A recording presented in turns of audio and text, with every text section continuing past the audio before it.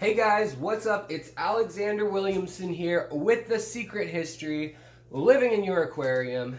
I have the biggest unboxing I've ever done. I am so excited. Oh man, this is from the Wet Spot in Portland, Oregon, and I'm really excited. So, the coolest thing about this is that right now, we're starting to see, with everything going on in the world, that we can't source fish. We can't source the normal fish that we would all love to keep and care for unless they're being bred in the US.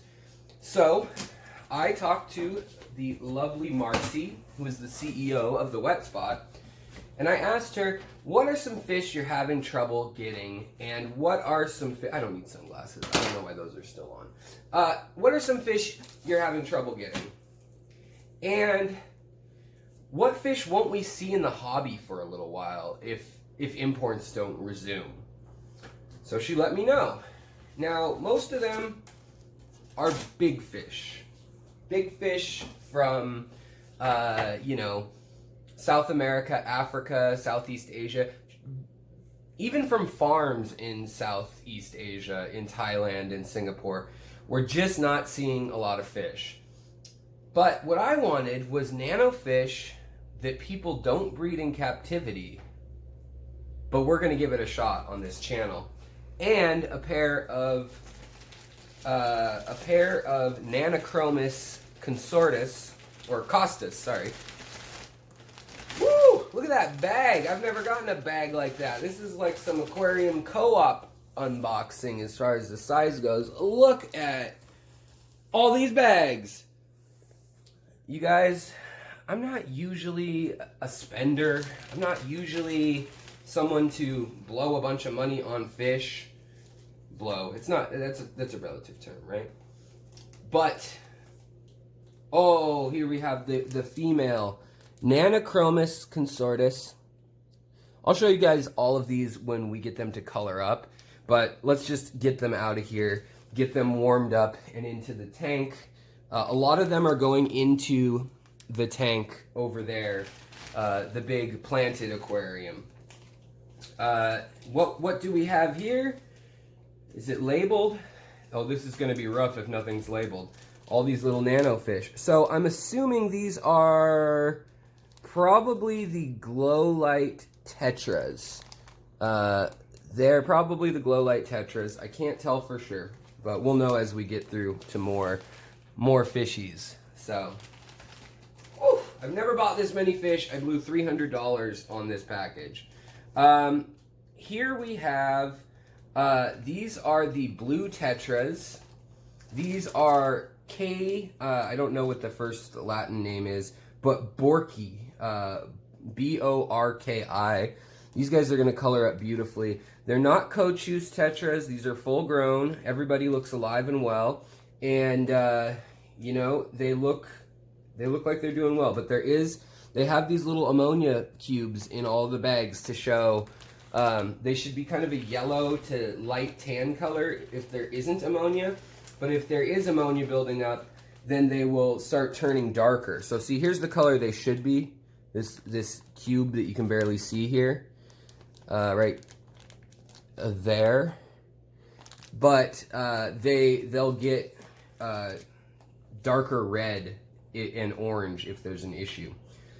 So here we have, actually these are the glow light tetras. I am sorry guys, these are the glow light tetras. The other ones must be my, I don't know what they are, honestly.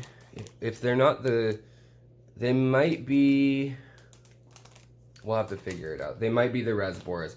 But here we've got the glow light tetras. These are old-fashioned standby. They're very inexpensive. They're like $2 a piece. Not a huge exotic fare there. But we do have some exotic stuff coming.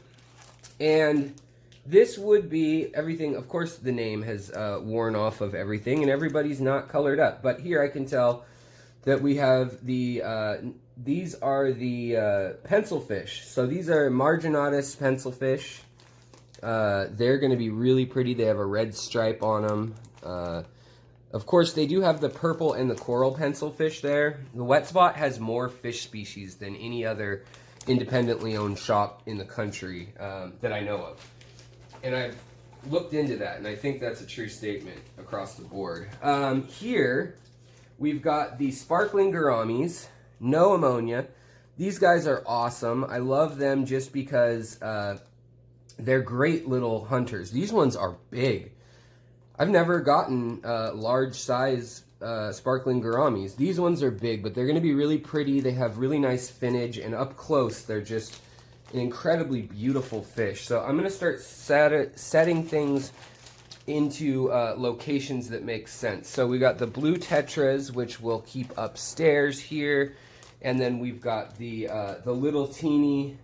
You know, these may be ruby tetras that are just really stressed. I don't know. We'll find out in a minute.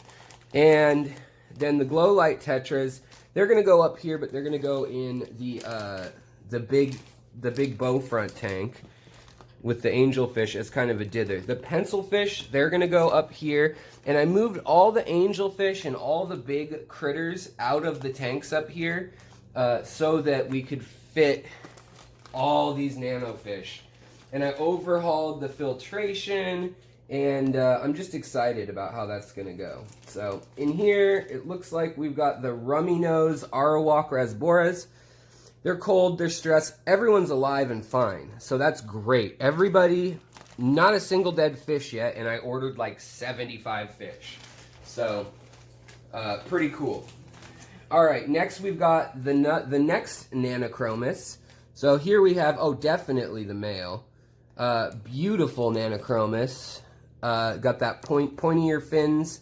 Generally shows as a male. We'll get them colored up and we'll show you what they look like. And then in here we've got the spotted dwarf cories, the Habrosis cories. Hastatus is the other small one, the pygmy one. But these are the Habrosis. They look like little teeny, like little mice. I love them. They're one of my favorites. They're going to also be going up here. I'm going to be just overloading this tank up here with nano fish. It's going to be now a big nano tank, if that makes any sense. Okay, here's kind of an odd one. These are neon red rasboras. And these are from Southeast Asia. They are not like chili rasboras, but they're more like a translucent red, like a tetra. So those ones, I think I'll be going downstairs. They're very small. But I want to try breeding all of these little rummy nose, or all these little rasboras, including the rummy nose rasboras. Ta-da! We have clown killies. And it looks like, just from a glance, if I could take a gander, it looks like I got at least 2 females in here, and the other 4 are males. So that's awesome, because I want to spawn them. Alright, we've got one last bag in here in this massive order. This is like an order for a fish store. And we've got jelly bean tetras. So jelly bean tetras are another really fun little fish. These will be going in the tank upstairs. They're a little hard to tell apart from some of the other rasboras and tetras, but I think that nonetheless they're going to be a fun one. So we're going to start to move, oh boy, all these. So we've got 8, 7, so 14, 22, and then these little ruby tetras. I think they might go downstairs just because that way I can pull them out to spawn them easily. They might go in a shrimp tank because they're pretty peaceful. So it looks like we'll be putting about 25 fish into the tank over here upstairs. And it looks like another 30 fish will be going downstairs. But really the Nanochromis, those are the ones that I spent $60 on. And those are going to be the ones that I'm most concerned about getting them comfy, cozy. So let's float all this madness, and then I'll bring you over.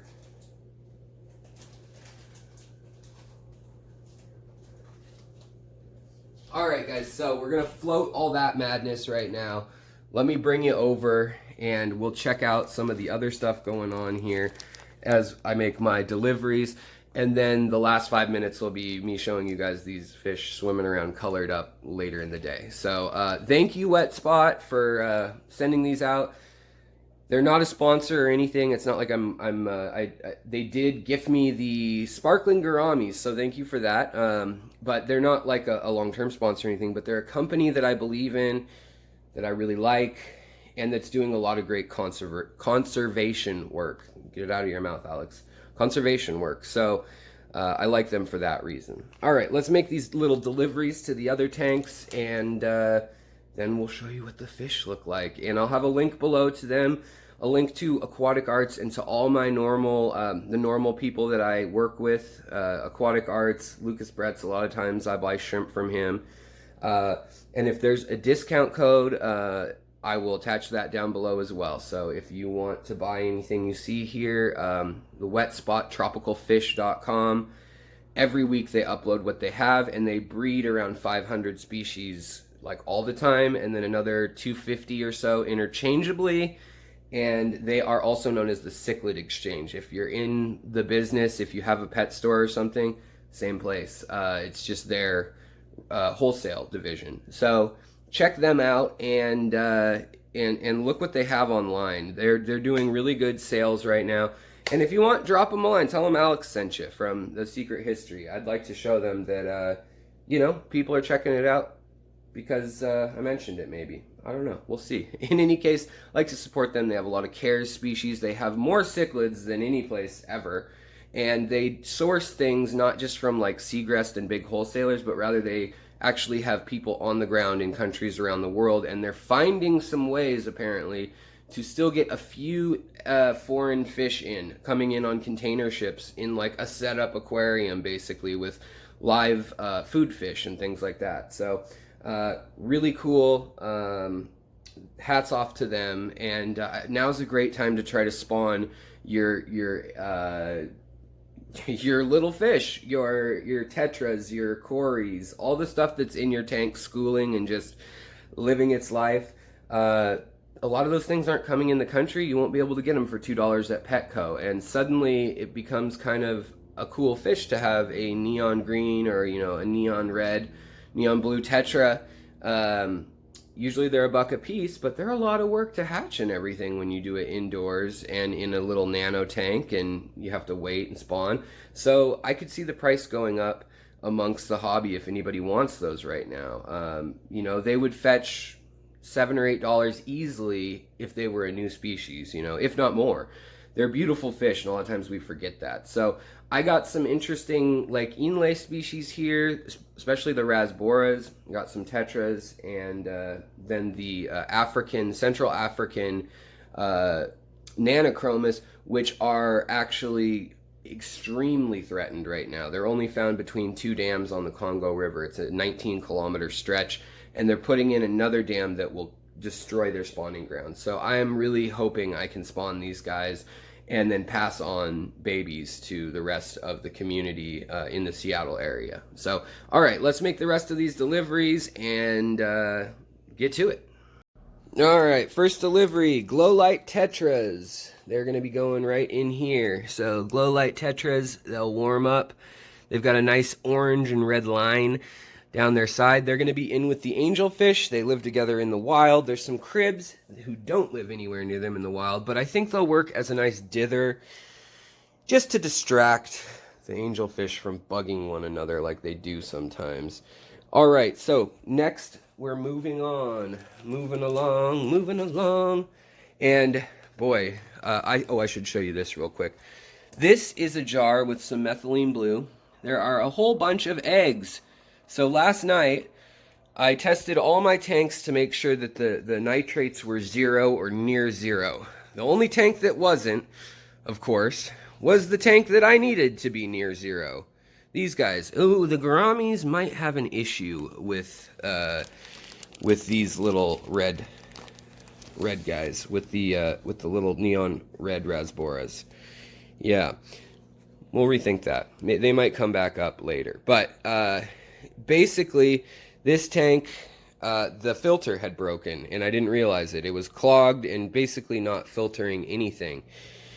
So I overhauled everything, I cleaned everything out, and now we have fish spawning. The Venezuelan corridoras in here are spawning like crazy. The Medaka rice fish, which will be going into tubs outside, they've been spawning like crazy. And believe it or not, my pair of gouramis, this male here and this female, they've been spawning like crazy. So I got a lot of things going right now. I got spinning plates on every finger, and you know, it's fun. I hope I didn't bite off more than I can chew. I've had fish for years, so hopefully don't screw it up, Alex. That's the mantra of the day. So over here we've got more Medaka rice fish and things. This might be a good tank for the little red neon rasboras. I think it may. And I think that the clown killies, they'll like this tank because it's got a lot of floating plants. I had clown killies in here for years before. I keep this tank dark. It's a very low light tank, and it's got lake inlay species in here. So nobody's going to bug them too much. Nothing's too aggressive. Guppies are the most aggressive thing in there. And sparkling gouramis. Sparkling gouramis are going to go down here. Well, they do eat shrimp. So actually they'll go here with the bettas.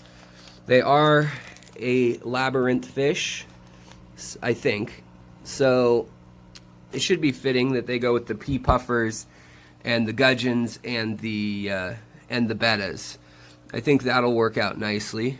And then last of all, we've got the little adorable ruby tetras. These guys tell me when my water quality is poor and when it needs to be switched up. So I think I'm going to put them at the very top with the Samfongzi rasboras, and there's a few bettas in here that are babies, but I'm getting rid of them. And the other thing that's in here are the various Batis babies that I have. So these are Batis. That right now they're in a little box for spawning, and I'm collecting the eggs off the moss daily. But the Samfongzi rasboras, and this is a bare bottom tank, but I top it off by giving them a lot of live food. And then I also use this bottle down here. I had 3 bottles earlier this year, but what I did is I boiled down leaves, and so I made a tannin-rich mixture.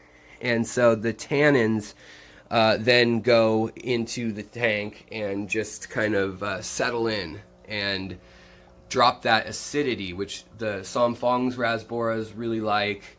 The guppies don't love it. They like a harder TDS and more of high pH, like 7 to 8. But these guys have been kept in my tanks for so long that hanging out around 6.5, they are clearly just thriving and having a million babies still. So consistency, I think, is more important than the actual pH with some fish. It's not going to be true with some of the cichlids and, you know, some of the touchier fish, but in this case, I believe that to be the truth, Your Honor. And then over here, we have, this tank's very full already, but we have another tank that possibly we could move people around. We could shuffle. We could get maybe those balloon tiger barbs out of there, and we could put them upstairs. I'm moving the baby cribs into here just as a grow out. The Danios are going outside also. And then other than that, it's mostly tetra and small Danio species that are rare that won't go outside, like the Sculpii, and it's kind of just been a sick tank, or not a sick, but a oddball tank. It's kind of my tank where you know, I have one cichlid that's a Honduran red point. I have one Rufagara. I have 2 Pandagaras. So it's kind of the tank of lost toys. So here's what those pencilfish will look like, the Marginatus. They're very beautiful. So I could bring them down here, but I think what I'll do is I'll just catch the one that's in here and bring it upstairs so it's not so lonely, because it's been alone for a long time and I ordered it for friends. Alright, here we've got Medaka ricefish eggs also going on in there too, and so we just have projects out the yin-yang. We have a bucket with Madaka rice fish spawning, and then outside we have more stuff spawning. You guys don't need to know about all that, but I just thought that I would share that with you. And then right now we're going to do that little trick of time, and we're going to, I need that Batman noise, and, you know, where everything spins and then, you know, time comes back to the future. So here's those little cories. But I love these Arawak rasboras. They might be better off downstairs just because they do like shade, but I think there's enough plants in here that they'll be all right, that they'll dig it. And then here, look at that beautiful Nanochromis. He is stressed out at the moment, but I'm sure he'll come back around. And then the females, see, these guys need to get out of here soon. You see that cube is red? They definitely need to get out of there soon.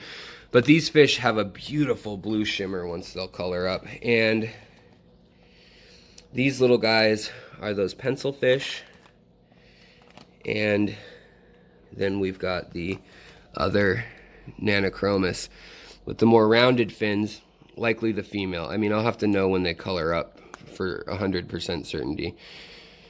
But rounded fins, whereas the other one had the pointy ones. So I'm thinking that's the female. And then the jelly bean tetras, which are going to be green and orange. So they'll go nicely. The Madaka rice fish are just in here for now. They're kind of the oddball out, as are the gouramis, who are a little violent. But I'm not too worried about it. I think they'll be okay. But I thought I'd show you if it's still here. It was just a few minutes ago. Yeah, we have eggs all over this tank. They just laid eggs all over the Venezuelan cories. Over here we have another 4 or 6 eggs, and then just all over the substrate too, I noticed there's eggs. So we're gonna have our hands full, ladies and gentlemen. I'm gonna try to fish out a lot of the eggs. See, here's even eggs right there. They laid a lot of eggs. I've been feeding them live food, and so I think that that's kind of gotten them all riled up. We happen to have bloodworms hatching. Oh, and there's some ember tetras, but I sold most of the other ember tetras and all their babies to make room for this. And I also moved one of the reticulated algae eaters. So really we have a 50-gallon system with, you know, probably 65 or 70 inches of fish, and a lot of them are nano fish. So, all right, guys. I'll do another video, maybe it'll be separately, but if you enjoy this, if you like unboxings, I know some of you don't, some of you do, but if you like unboxings and all that jazz, please leave a like. If you don't, you can leave a comment like, we don't really care, Alex, just skip to when they're in your tank and they look sweet. But I like to give shout out and kind of a review of how things are packed. Not a single dead fish out of 70 or whatever fish I ordered. That's pretty darn amazing. So shout out to the Wet Spot, and they comped me on the gouramis. It came out to like $277 for this order, so pretty cool. And the last fish I need to catch out of here is going to be the last cichlid who's in here, or it's an apisto. So the Hongzoi apisto needs to get caught just because he's alone in here. And he can go join the other apistos and cribs in another tank where he's more suited to his size. Here, the gouramis, we'll see. If they start taking out anybody, then we'll move them. But for now, my wife really likes them, so we're going to try them out and see how it goes.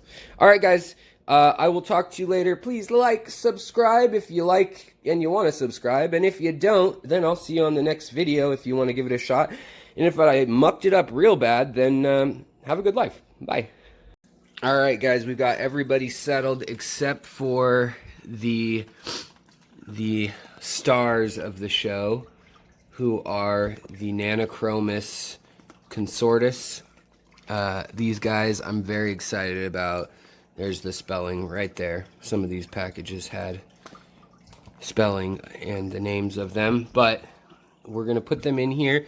They're found in the Inga section of the, I guess I think it's the Inga River. It could be, yeah, it must be the Inga River. It's a branch off the Congo River in, oh, look at the color coming up on this one here. Just beautiful. This must be, I would assume, the male, but these are dwarf cichlids, similar to Crebensis evolutionarily.